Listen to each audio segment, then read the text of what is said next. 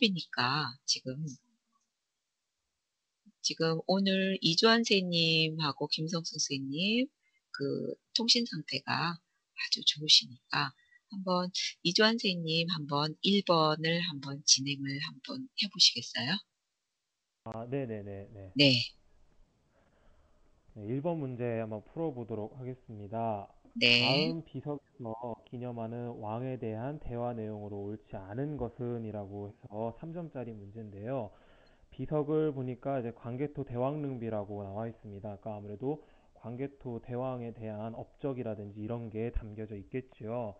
그래서 이제 광개토 대왕에 이제 대한 내용을 고르면 되겠는데 2번부터 먼저 보도록 하겠습니다. 신라를 도와서 왜구를 물리쳤다라고 하는 내용은 광개토 대왕 때의 일이 맞죠.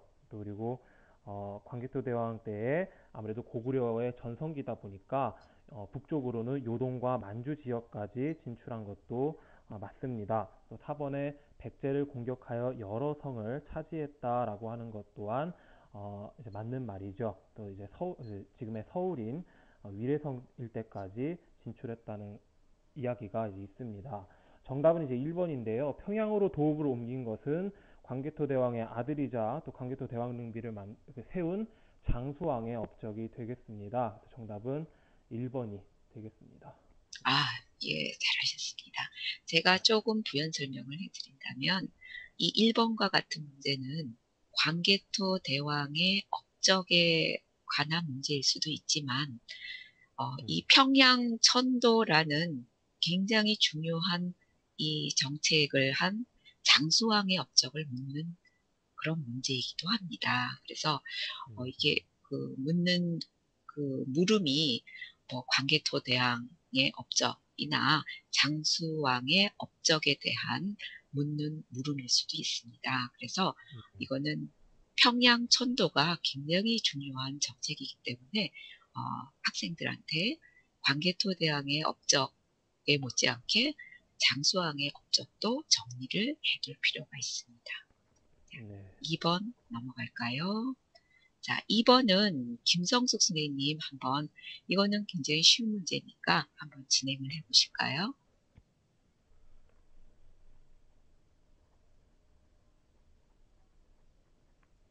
김성숙 선생님,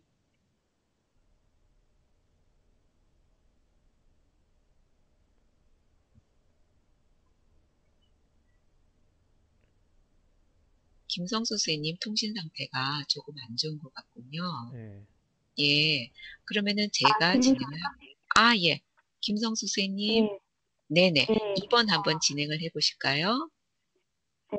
네, 2번 다음 학생이 설명하는 역사 인물 카드로 옳은 것은 2점짜리 문제고 초급입니다. 지금 친구가 들고 있는 내용에는 고구려에 쳐들어온 수나라 군대를 살수로 유인하여 크게 물리친 인물입니다. 라고 돼 있네요.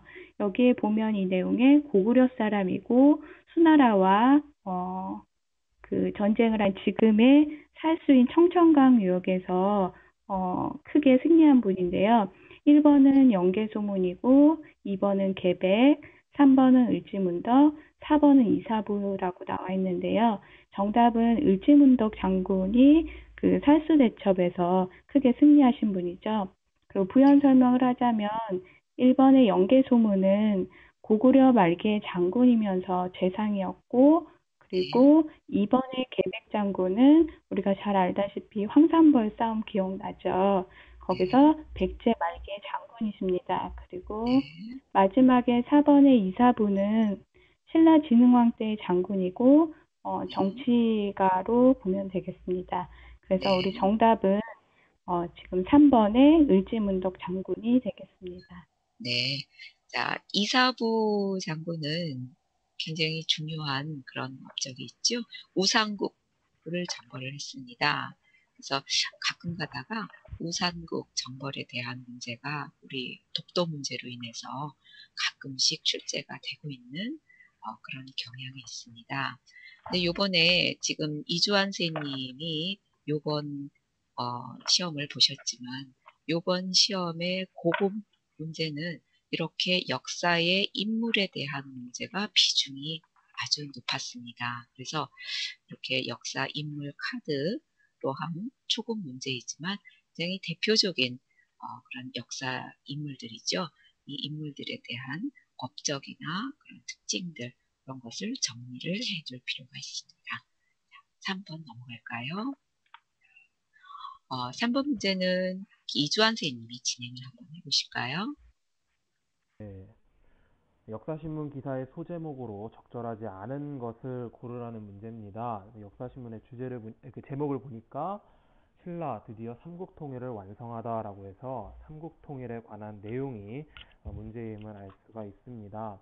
가를 보니까 김춘추 뛰어난 외교수를 펼치다라고 되어 있고, 나는 이제 김유신이 황산벌에서 백제군을 이겼다라고 되어 있고, 달을 보니까 신라군이 매소성에서 당군을 격파했다라고 되어 있습니다. 마지막 라에는 서희 단판으로 강동 육주를 확보하다라고 되어 있습니다. 정답은 이제 4번이겠죠. 가와 나 다는 신라가 삼국통일을 하는 그 과정으로 우리가 순서대로 볼 수 있겠는데요.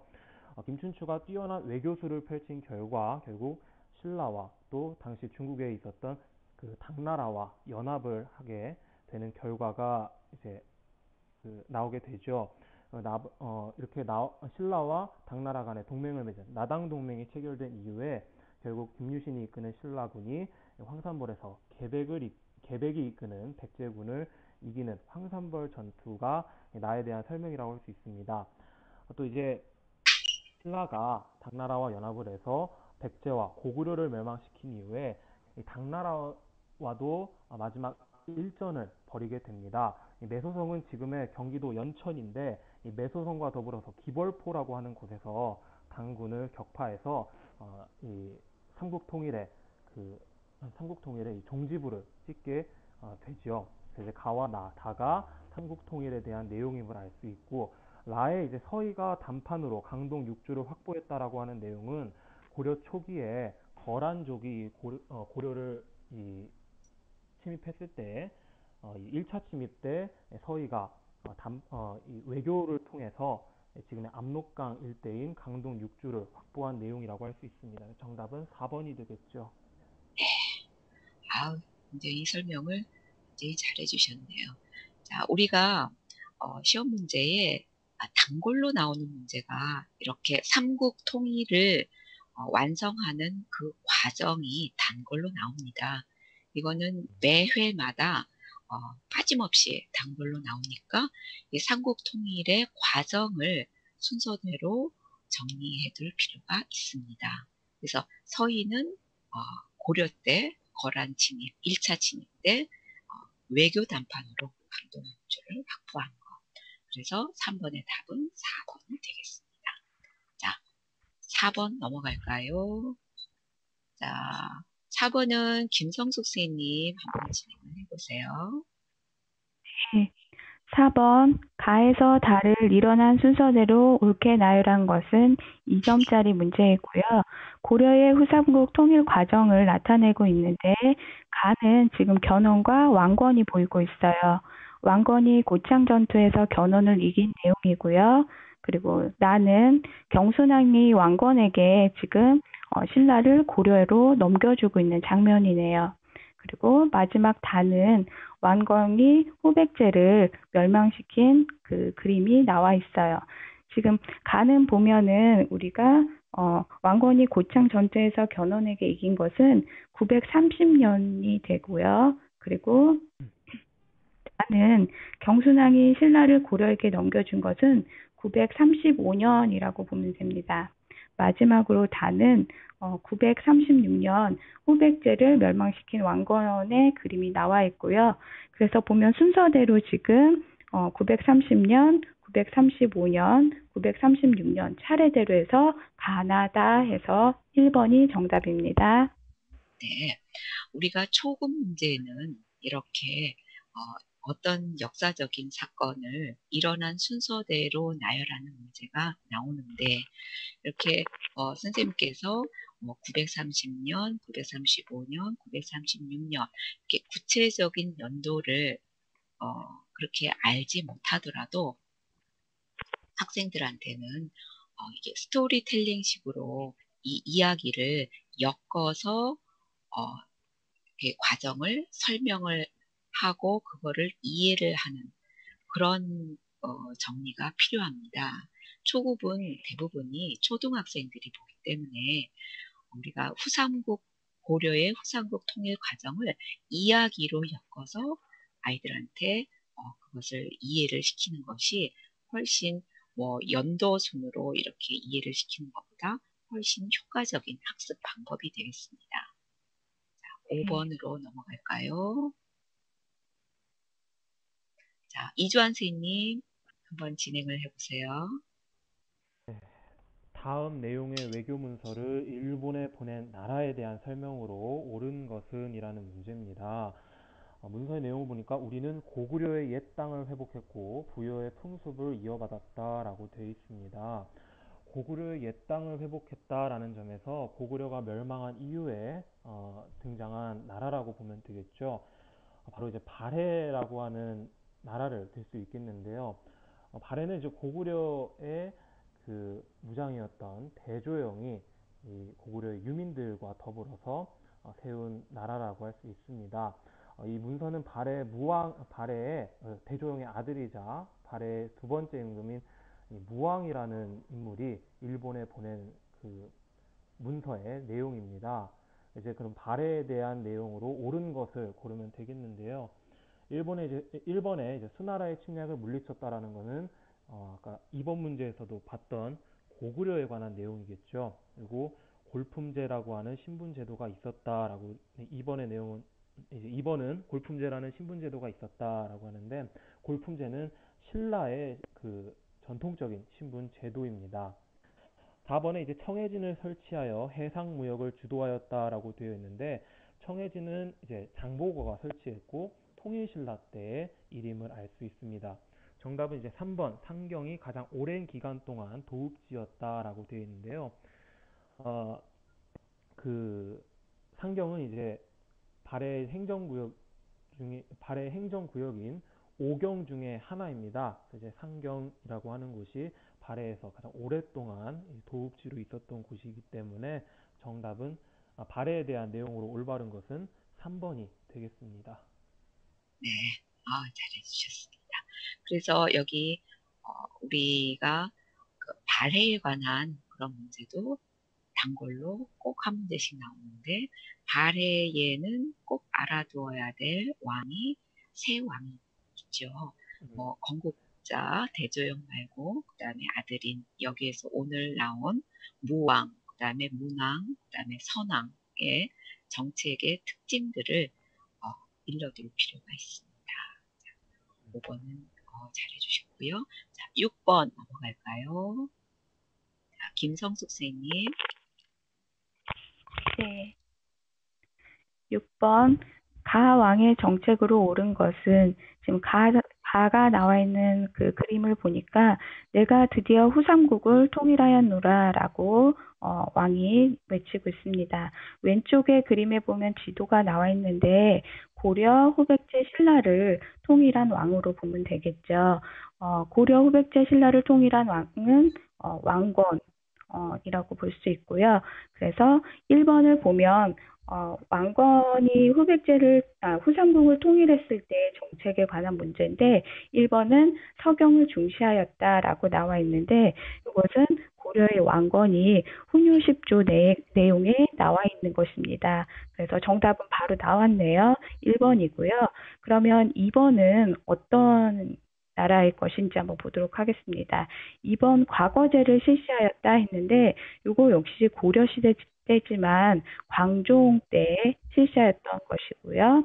그리고 3번은 강동 육주에 성을 쌓았다 돼 있는데 아까도 문제 풀었던 건데요. 이건 10세기 말에 서희의 거란 쪽과 함께 외교談판을 했던 것입니다. 그리고 마지막 4번은 노비양건법을 시행하였다라고 돼 있는데 이거 역시 고려 광종 때의 일입니다. 그래서 정답은 1번에 서경을 중시한 왕건의 정책입니다. 네, 잘하셨습니다. 그 다음에 7번 넘어갈까요? 자, 이주환 선생님. 자, 다음과 같은 업적을 남긴 왕으로 옳은 것은 이라고 해가지고 피라미드가 3개 이렇게 나와 있습니다.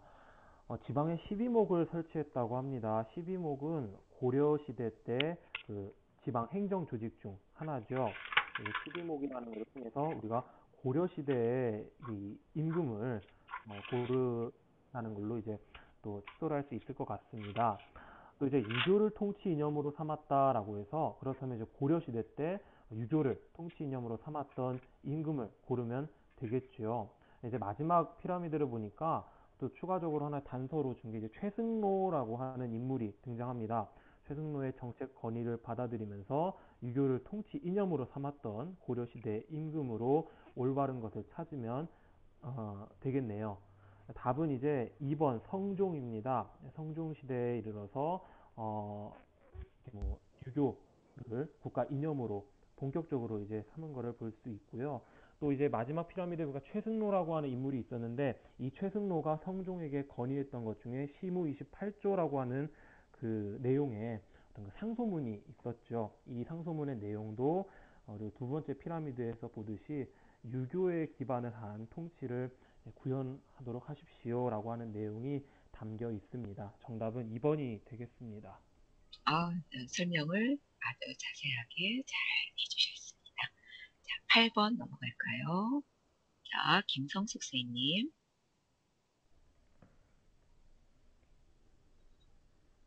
8번 가에서 라의 사건을 일어난 순서대로 옳게 나열한 것은 지금 성벽이 나와 있는데 거기에 깃발이 꽂혀 있어요. 지금 918년도에 고려를 건국했고 고려가 건국돼서 1392년도에 고려가 멸망하는 사이에 있었던 사건을 순서대로 나열하는 것입니다. 죄송한데 제가 이 네. 내용을 정확히 몰라서요. 네. 이렇게 스토리식으로는 좀 힘들 것 같고, 네. 지금 다음부터는 제가 조금 준비를 네. 해서 스토리 예, 그냥 지금 알겠습니다. 연도수가 나와 있는데 그걸 중심으로 해서 네. 설명을 하겠습니다.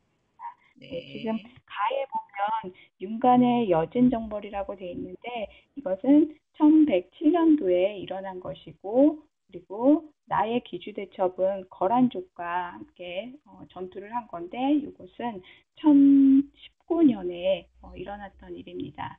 그리고 몽골이 침입하게 된 것은 1231년이 되고요. 그리고 무신정변이 일어났는데 그것은 1170년으로 보면 됩니다. 그러면 제일 먼저 일어났었던 거는 거란족과 싸웠던 기주대첩이 먼저이기 때문에 나가 먼저 오고요. 그리고 윤관의 여진 정벌을 한 것은 두 번째 1107년이기 때문에 지금 가가 두 번째 오고요. 그리고 무신정변이 일어난 것은 세 번째 라로 되어 있고요. 마지막 몽골의 침입으로 인해서 고려가 멸망하게 되는데 그것은 다 마지막. 네, 그래서 답은 4번입니다. 네. 제가 부연 설명을 한번 해드리자면, 이것은 고려 건국서부터 고려 멸망까지 전 고려 왕조에 있었던 고려의 대외 항쟁에 관한 문제입니다. 그래서 세기별로 보면 제일 먼저 우리가 그 11세기 때 거란족이 계속 침입을 합니다. 그래서 11세기는 거란족, 그러니까 거란족에 관계된 그런 대첩을 찾으면 되겠죠. 그 다음에 12세기는 여진족이 침입을 하게 됩니다. 그래서 여진정벌에 윤관의 여진정벌해서 동북구성을 쌓았다라는 거 하고 13세기는 우리가 몽골 침입이 있게 됩니다.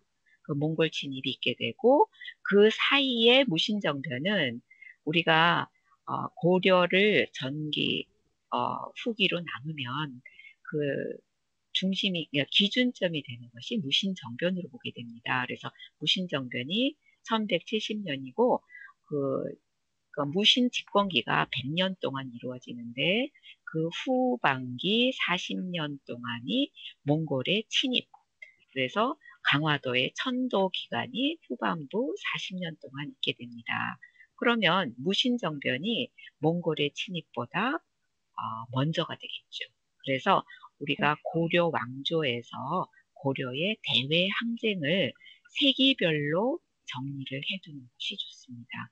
그래서 여기서 뭐 여진 정벌을 1107년, 그 다음에 1019년, 1231년 이렇게 연도를 자세하게 외우려고 하면은 역사적인 사건이 너무 많기 때문에 아이들한테는 그게 혼동이 될 수가 있습니다. 그래서 이 8번과 같은 문제는 고려가 겪은 대외 항쟁을 그러니까는 그 세기별로 정리를 해 주시면 됩니다. 9번 넘어갈까요?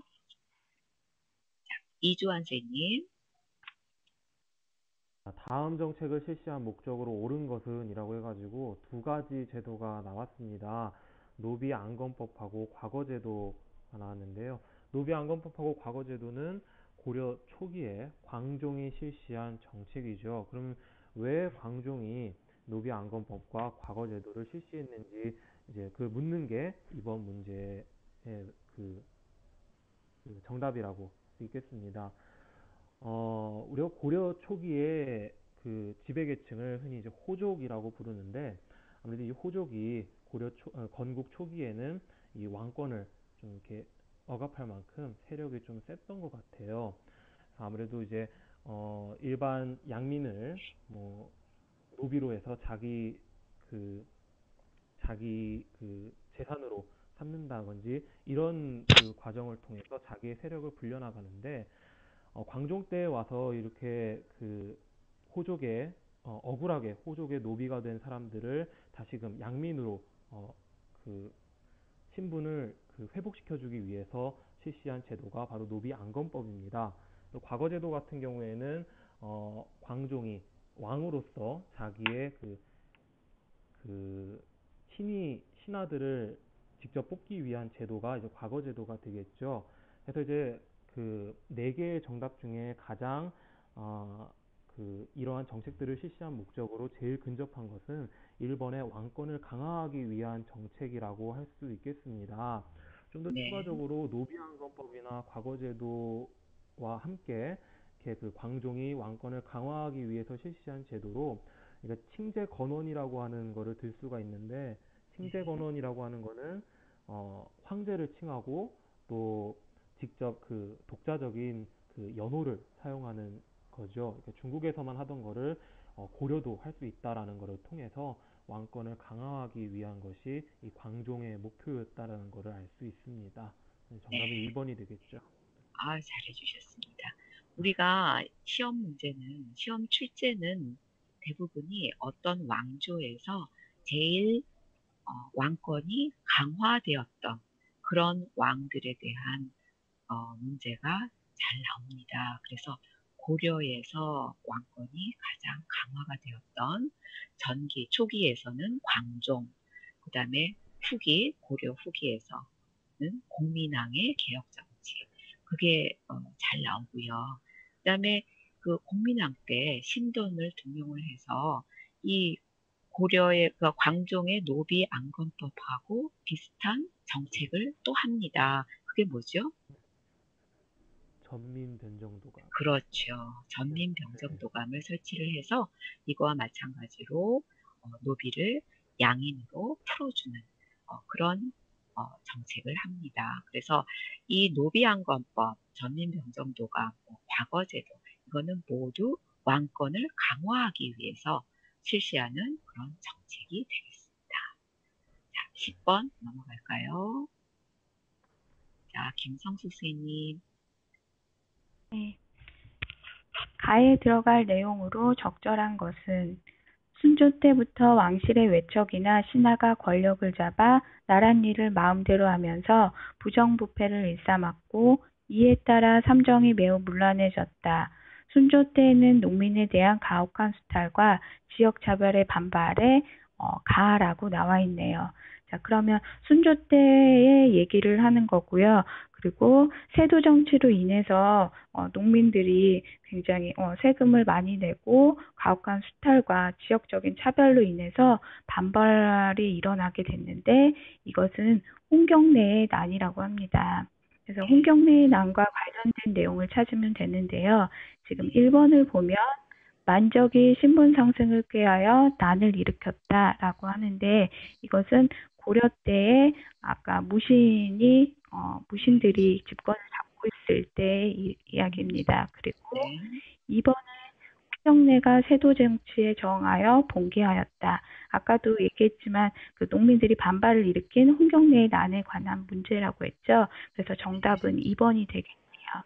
그리고 네. 3번에 나와 있는 김옥균이 갑신정변을 일으켜서 개혁을 꾀했다고 하는데 이것은 19세기 때 고종 때의 일입니다.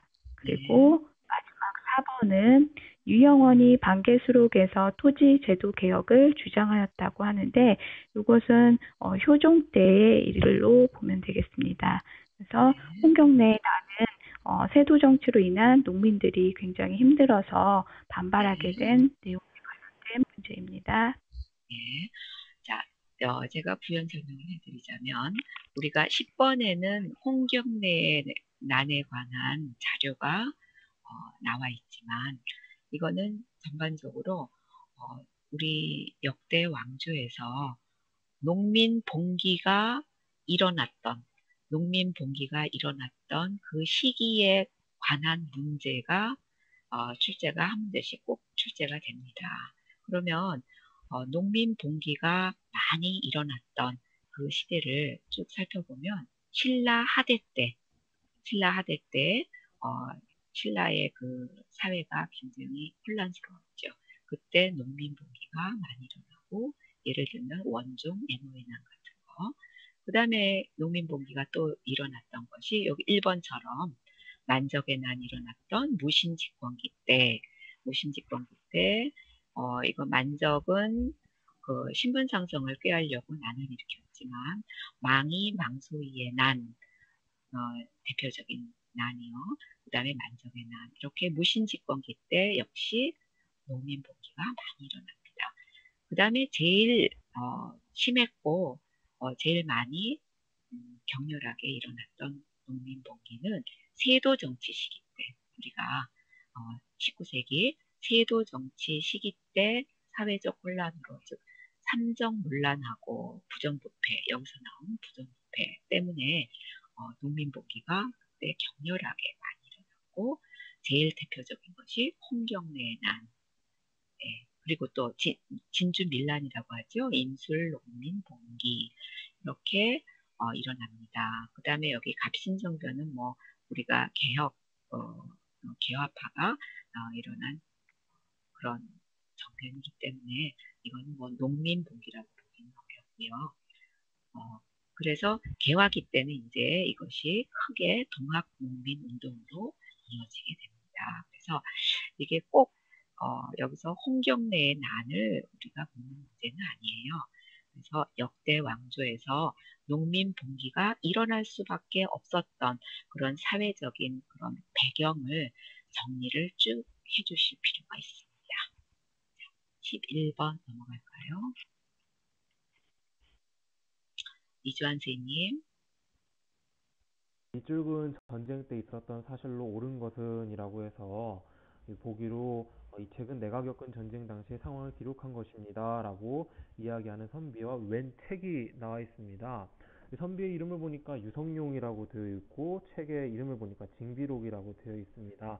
이 징비록이라고 하는 거는 유성룡이라는 인물이 쓴 기록으로 임진왜란 때 겪었던 일을 기록한 기록물이라고 할 수 있습니다. 그러니까 임진왜란 때 있었던 사실로 옳은 것을 고르면 되겠죠. 일본의 강감찬이 귀주에서 거란군을 물리쳤다라는 것은 고려 초기의 일이고 김유신이 황산벌에서 백제군과 싸웠다는 것은 임진왜란과는 좀 시대가 먼 삼국시대 삼국통일 과정의 이야기입니다. 최영이 군대를 거느리고 홍건적을 격퇴하였다고 하는 4번 내용은 고려 후기의 이 공민왕 때의 일입니다. 정답은 3번이 되겠습니다. 11번은 뭐 우리 왕조에서 전쟁사에 관한 문제이고요. 그 대첩이나 전투의 그런 장군하고 연관해서 인물하고 대첩 명하고 그다음에 시기하고 그거를 연관해서 정리해 두면은 되겠습니다. 12번 넘어갈까요? 김성숙 선생님.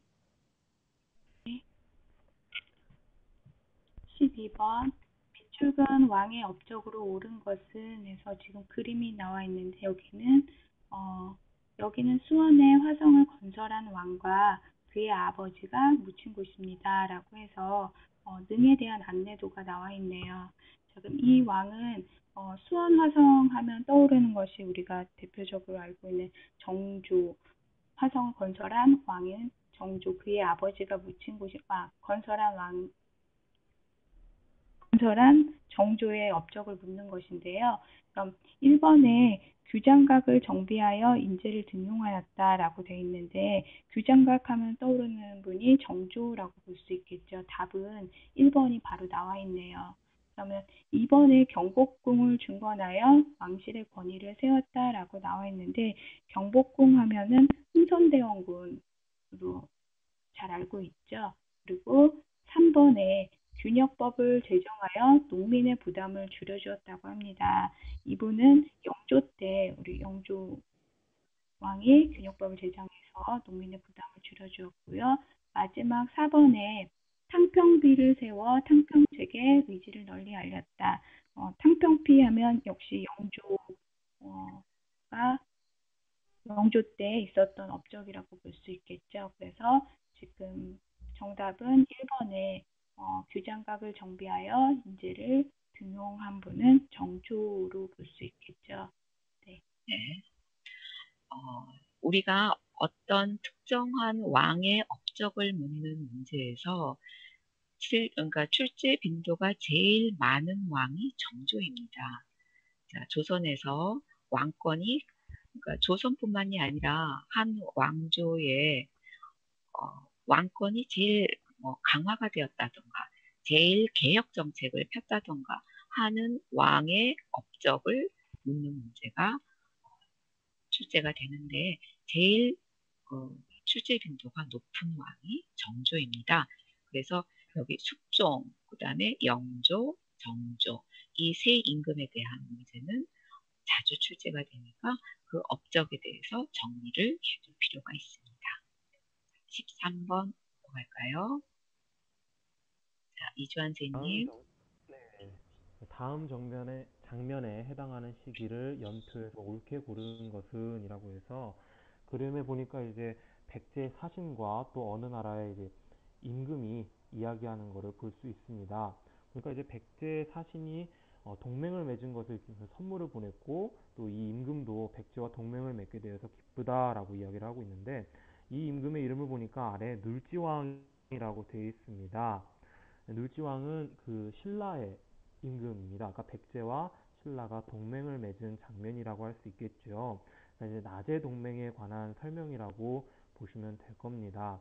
그러니까 그럼 백제와 신라가 왜 동맹을 맺었는가? 이제 그걸 먼저 알 필요가 있는데 백제와 신라가 동맹을 맺은 거는 그 고구려의 힘이 강력해졌기 때문이라고 할 수 있겠죠. 고구려의 힘이 강력해지는 거는 그 고구려의 전성기를 이끈 광개토 대왕과 장수왕 때의 일이고 아무래도 이제 그 장수왕 때 백제와 신라를 압박하게 되면서 두 나라가 이 동맹을 맺게 되는 그 과정을 우리가 볼 수가 있습니다. 그러니까 백제와 그 신라가 동맹을 맺게 되는 이 장면과 관련되는 시기로 이 고구려 장수왕 때의 그 일을 또 연관지어서 볼 수 있겠는데요. 그렇게 해서 답을 보면은 고구려가 평양을 천도한 것도 장수왕 때 일이고 또 백제가 옹진으로 천도하게 되는 계기도 장수왕이 백제를 남진하게 되는 그런 것이 원인이 되었다 보니까 정답은 1번인 가가 되겠습니다. 네, 이 13번과 같은 문제는 지금 장수왕의 정책 업적 중에서 제일 큰 중요한 그런 일이 고구려가 국내성에서 평양으로 천도하는 일입니다. 영토를 더 밑으로 남진 정책을 펴는 거죠. 그래서 고구려가 수도가 국내성이었는데 그것을 장수왕이 평양으로 천도를 하면서 남진 정책을 펴니까 밑에 있던 백제하고 신라가 낮에 동맹을 맺게 됩니다. 그래서 이 13번과 같은 문제는 사실 연표에서 옳게 고른 것은 다른 거를 볼 필요도 없습니다. 이게 고구려의 그러니까 낮의 동맹을 아까 그 이수환 선생님이 말씀을 잘 해주셨어요. 이 문제는 핵심이 낮의 동맹을 맺게 되는 동기가 무엇인가 그것을 묻는 문제입니다. 그래서 장수왕의 고구려, 평양, 천도 바로 있은 다음에 낮의 동맹을 맺게 됩니다. 그래서 가번이 되겠습니다. 14번 넘어갈까요? 김성수 선생님. 네, 14번 가에 들어갈 설명으로 옳은 것은 그래서 지금 가로 1번을 먼저 풀어보도록 하겠습니다. 신라 왕후의 변천을 말하는 건데 처음엔 거서간, 그 다음에 차치웅, 차차옹. 그 다음에 차차옹, 그리고 이사금, 그 다음 아립간, 그 다음 왕이라고 이렇게 왕호를 바꿨습니다. 그래서 1번의 가로는 이사금이고요. 그리고 가로의 2번을 보면 독립협회가 정부 관료들과 민중을 모아 개최한 집회라고 나와 있습니다. 여기는 정답이 나와 있네요. 그리고 3번에 고구려 귀족회의의 명칭은 어떤 회의인지 그것은 제가회의라고 합니다. 그래서 3번을 가로는 제가까지만 써주면 되고요. 마지막 4번 가로는 지금 최후가 야간의 도둑을 단속하기 위해서 설치한 군대라고 합니다. 이것은 야별초라고 해서 4번에는 야별초라고 해주면 되고요. 세로의 1번 문제에서는 가를 정답을 찾아야 하는데 지금 보면은 가에 보면은 지금 세로 문제니까 중간에 4개의 글자이고 중간에 관자가 들어가네요. 그래서 1번 전기가야 연맹을 주도한 나라라고 돼 있네요. 이거는 전기가야니까 금관가야로 보면 되고요. 2번에 4세기 백제의 전성기를 이룬 왕이라고 돼 있는데 백제의 전성기 하면 근초고왕이죠. 그리고 3번 고종이 러시아 공사관으로 처소를 옮긴 사건입니다. 일본이 쳐들어와서 그때 고종이 피난을 갔는데 그것을 아관 파천이라고 합니다.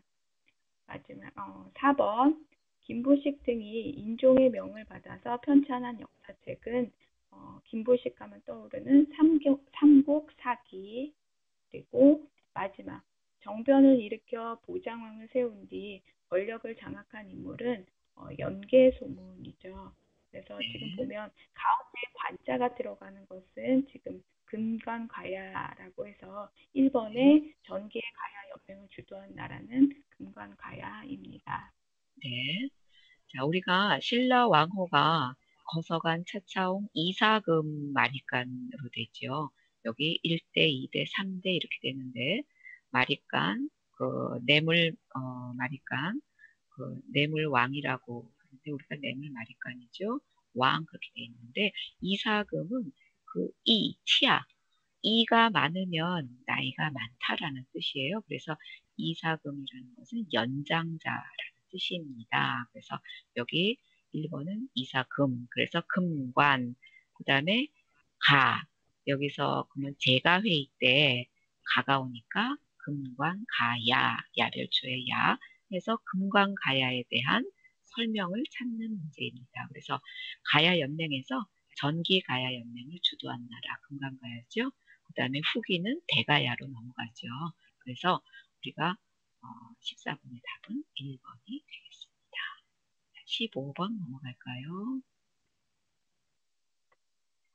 가에 대한 설명으로 옳은 것을 고르라고 했습니다. 한자가 좀 흐릿하게 나와서 그런데 책의 제목은 발해고라고 하는 책입니다. 지금 보는 내용은 발해고의 서문에 해당되는 내용인데 부여씨가 망하고 고씨가 망한 다음 김씨가 남방을 차지했다라고 되어 있습니다. 그러니까 말이 이렇게 좀 뭐 성씨로 나와서 그렇지 사실은 부여씨는 백제 왕족이고 고씨는 백제. 왕족. 백제가 망하고 고구려가 망한 다음 신라가 남방을 신라가 차지하였다라고 하는 그렇죠. 내용입니다.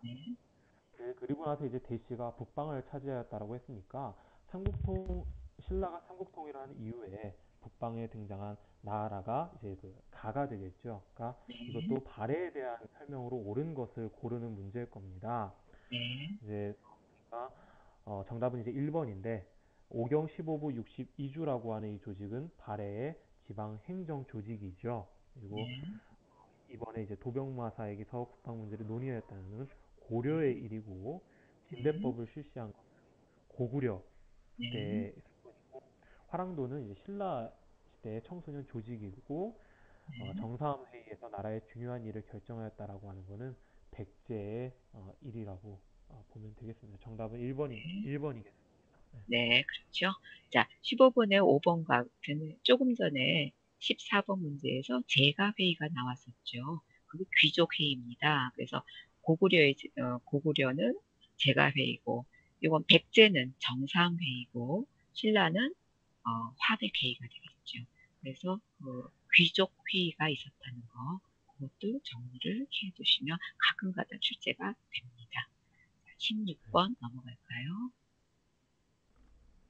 네, 16번. 가에 들어갈 내용으로 고른 것을 보기에서 고른 것은 지금 가운데 몬벌 귀족이라고 나와 있고요. 그리고 몬벌 귀족은 고려 시대 때죠. 그래서 지금 보면 특권을 준 것은 가라고 해서 답을 찾아야 하고요. 그리고 몬벌 귀족들의 혼인 관계는 왕실과의 결혼을 했고 또 귀족 가문 간의 결혼을 해서 아무래도 실상 조금은 그 권력을 쥐고 있으려고 했던 것 같습니다. 그리고 문벌귀족의 대표적인 인물은 고려시대 때 이자겸과 김보식이고요. 그리고 주요 가문은 경원 이씨와 경주 김씨입니다. 그럼 문벌귀족의 특권은 어떤 것인지 보기에서 찾아볼 것인데요. 1번에 공명첩이라고 돼 있는데 이 공명첩은 조선시대 때의 그 양반을 그 권력을 팔 수 있는 백지 임명장을 주었습니다. 그래서 그것을 권력을 살 수 있는 그것을 공명첩이라고 하고요.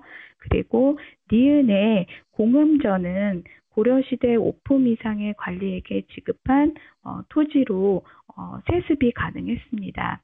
그리고 그럼 요거는 지금 문벌귀족에 대한 특권이 많네요.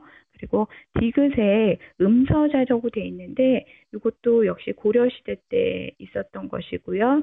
조선시대 귀족이나 양반 자체를 시험 없이 관료로 그냥 채용했던 것입니다. 그리고 마지막 리을에 유향소라고 돼 있는데 이것은 조선 초기 때 그 잘못된 향리를 어, 악질적인 향리를 어, 그 규찰하고 그 향통을 바로잡아서 그 지방의 풍관들이 조직한 지방 자치 기구라고 볼 수 있습니다. 지금 기역과 리을은 조선시대 때 얘기고요. 그리고 니은과 디귿은 고려시대 때 우리 문벌 귀족들에게 특권을 줬던 내용입니다.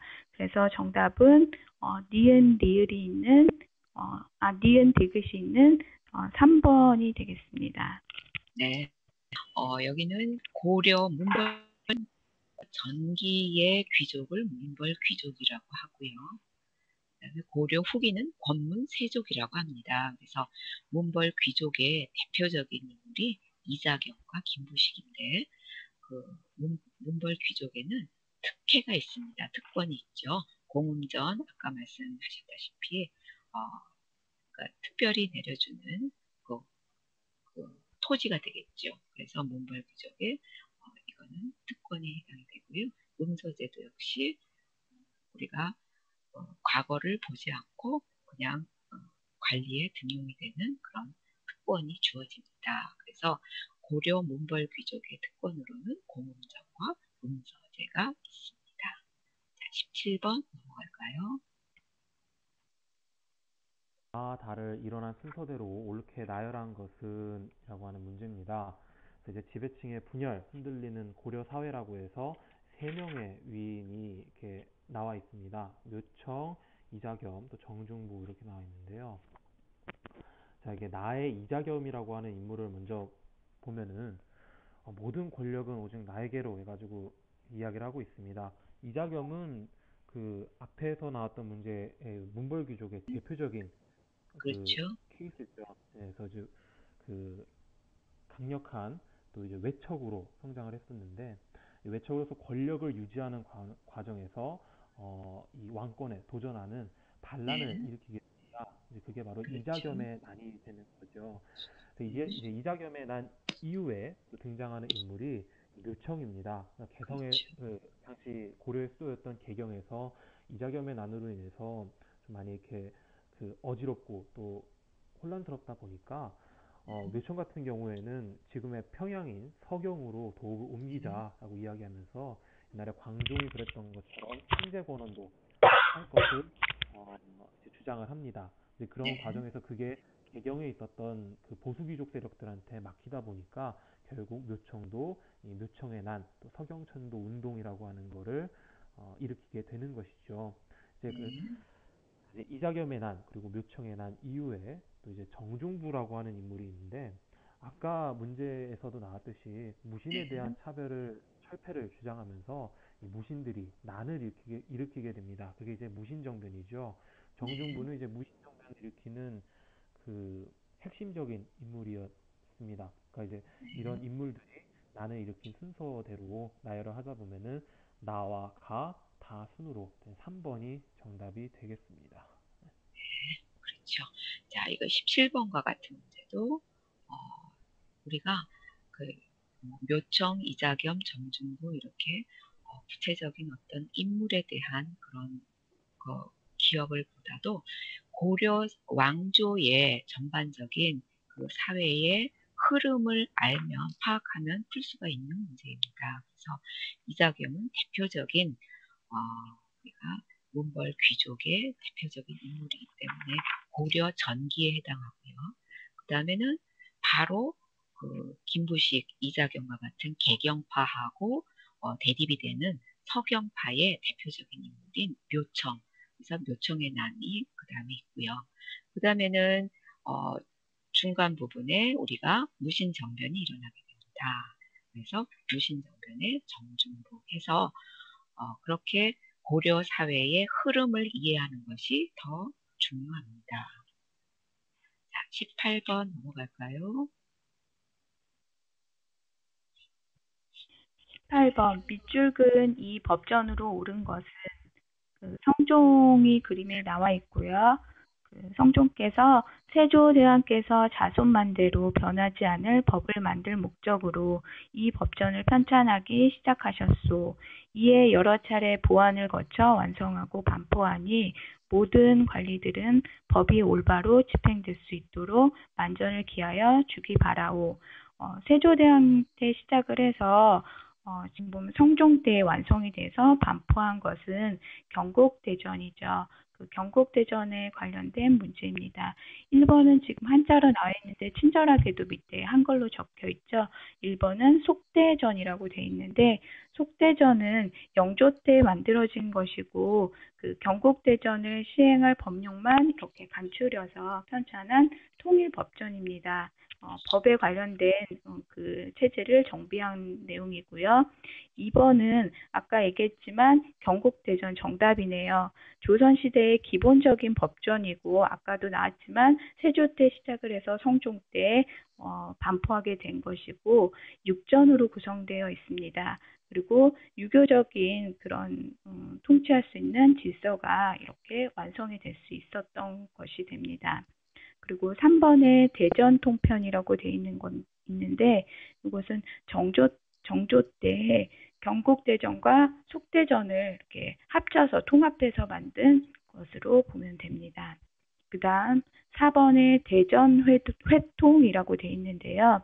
이것은 고종이 집권한 2년 이전에 그 법전들을 이렇게 수정하고 보완해서 만든 조선시대의 그 최후의 통일 법전으로 보면 됩니다. 5번에 육전조례라고 돼 있는데 이것은 조선 후기의 행정적인 그런 법규와 그런 사례들을 편집한 행정법전으로 보면 됩니다. 정답은 2번 경국대전이 되겠습니다. 네, 그렇죠. 19번으로 넘어갈게요. 가에 19번. 가에 들어갈 인물에 대한 설명으로 옳은 것을 고르는 문제입니다. 핵심이 되는 걸 먼저 동그라미를 쳐보면은 정암이라고 하는 호를 쓰고 있고 또 1518년에 소격서 폐지라는 부분과 또 맨 마지막에 이 기묘사화로 사사되었다라고 하는 부분에 주목할 필요가 있겠는데요. 기묘사화가 일어나게 된 그 배경으로 주초위왕이라고 하는 사건이 있었습니다. 그래서 주와 초를 합치니까 뭐 조씨가 된다, 조씨가 왕이 된다 이런 내용의 글귀가 있었는데 그 논란의 핵심이 되는 인물이 이제 조광조라고 하는 인물이죠. 그래서 그렇죠. 조광조에 대한 설명을 찾으면 될 겁니다. 어, 1번의 한전론을 주장한 것은 조선 후기의 실학자의 이익에 대한 설명이고요. 성악 10도를 저술하였다라고 하는데 성악 10도를 저술한 것은 이 퇴계 이황입니다. 동국지도를 제작한 것은 이 조선 후기의 정상기라고 하는 인물의 내용이고 5번에 이제 백운동 서원이라는 게 이제 살인과 관련된 내용이다 보니까 헷갈릴 수 있는데 백운동 서원을 건립한 거는 주세붕이라고 하는 인물의 업적이죠. 정답은 이제 4번에 현량과를 실시했다라고 했고 현량과가 이 조광조와 조광조의 업적 중에 가장 대표적인 부분이라고 할 수 그렇죠. 있는 부분. 정답은 4번이 되겠습니다. 네, 이게 인물에 관한 문제에서 제일 출제 빈도가 높은 인물 조광조가 되겠습니다. 왕 말고요. 그다음에 살인으로서 우리가 기묘사화 때 사사가 되고 아주 개혁 정책으로 굉장히 인물을 날렸던 그런 인물 조광조에 대한 설명이 되겠습니다. 문제가 되겠습니다. 자, 20번 넘어갈까요? 10번. 가와 나 시대의 지방 통치에 대한 설명으로 옳은 것을 보기에서 고른 것은 지금 가 쪽에 보면 지도가 제주가 탐나로 돼 있고 이렇게 구분이 돼 있어요. 그리고 나 쪽에 보면은 제주라고 이렇게 함경도와 평안도까지 이렇게 우리나라가 지방 통치를 하고 있는 것이 보입니다. 가를 보면은 가는 고려시대에 5도로 나눈 양계라고 볼 수 있고요. 그리고 나는 조선시대에 8도로 나눈 것을 볼 수 있습니다. 지금 현재 우리나라 지도와 지금 지역 이렇게 도를 나눈 것과 유사하죠. 그러면 보기에서 지금 가나 시대의 지방 통치를 구분을 가, 나로 이렇게 구분이 돼 있는데 그것이 맞는지 한번 보도록 하겠습니다. 기억에 돼 있는데 모든 군현에 수령이 파견돼 있다. 이것은 가의 지도가 고려시대 때 군현에 수령이 파견되었다고 하는데 이것은 조선시대 때의 내용입니다. 그리고 니은 가라고 돼 있는데 특수행정구역인 향부소 소가 돼 있다라고 돼 있는데 이것은 고려시대 때 가 맞습니다. 그리고 디귿에 나라고 돼 있는데 나는 지방에 소경을 설치하였다라고 돼 있는데 지금 지방에 소경을 설치한 것은 통일신라 때 구주 5소경으로 나눈 것입니다. 그리고 그러면 정답인 나가 지방의 5소경. 네.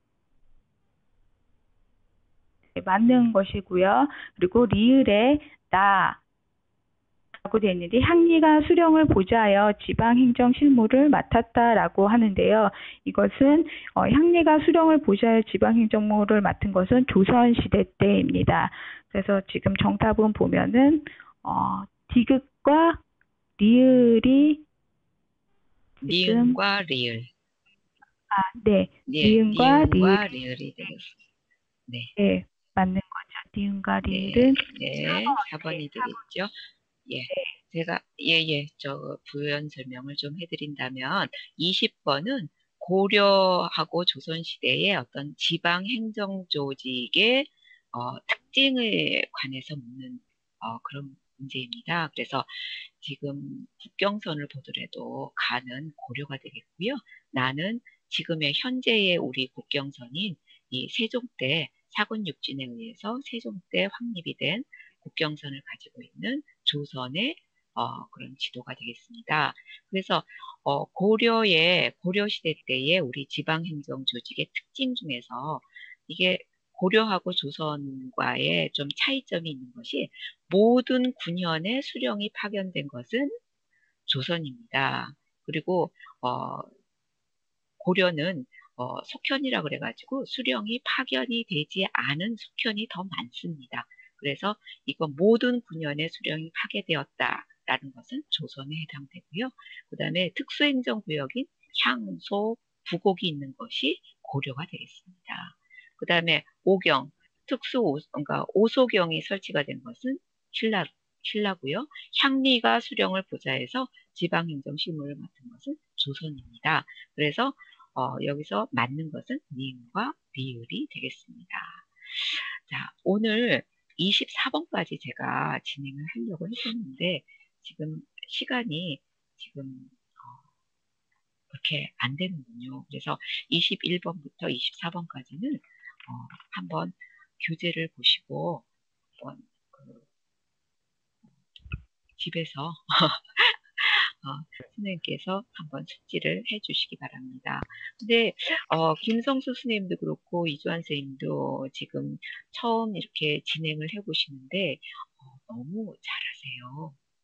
지금 두 이주아 선생님 선생님 너무 잘하시죠.